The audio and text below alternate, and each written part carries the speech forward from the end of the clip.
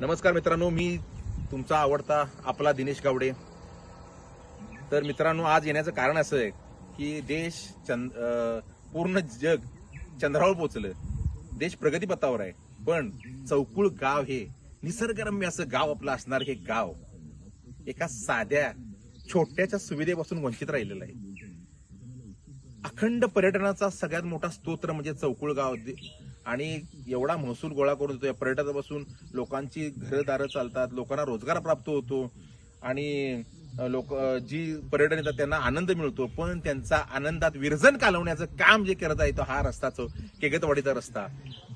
मुख्यतः बाबा धबधब्यासाठी येणाऱ्या पर्यटकांना जाण्यासाठी हा मुख्यतः रस्ता आहे, आणि या रस्त्याला भले मोठे असे खड्डे पडलेले आहेत, तिथून चालणं देखील मुश्किल आहे। मला कोणत्याही चालून दाखवावं, लाख रुपये बक्षीस त्याला देण्यात येईल, अशी गंभीर परिस्थिती ह्या केगतवाडी गावामध्ये आहे। नागरिकांना जगणं मुश्किल करून ठेवलेलं आहे। एखादी प्रस्तुतीसाठी स्त्री वगैरे असेल तर जाण्यासाठी तिला मार्ग नाहीये, एवढी गंभीर परिस्थिती निर्माण झाली आहे। समजा एखादा कोणतरी आजारी, दुखापत झाली असेल, आजारी असेल, तर त्याला दवाखान्यात नेण्यासाठी पण रस्ता हा योग्य नाहीये।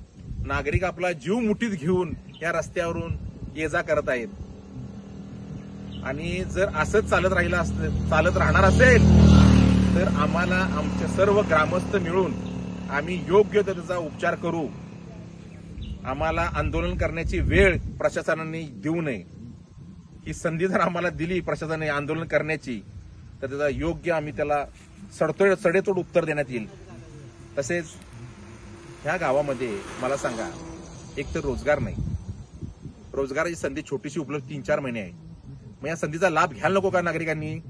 तर काय करायला पाहिजे ना? पर्यटक परत कसे येतील या रस्त्याला?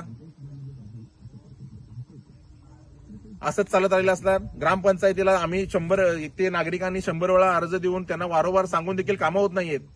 काय करायचं सांगा? असंच चालत राहणार आहे काय? असंच चालत राहिलं असेल तर आम्ही शिवसेना स्टाईलने आमच्या आंदोलन करू। जय हिंद, जय महाराष्ट्र।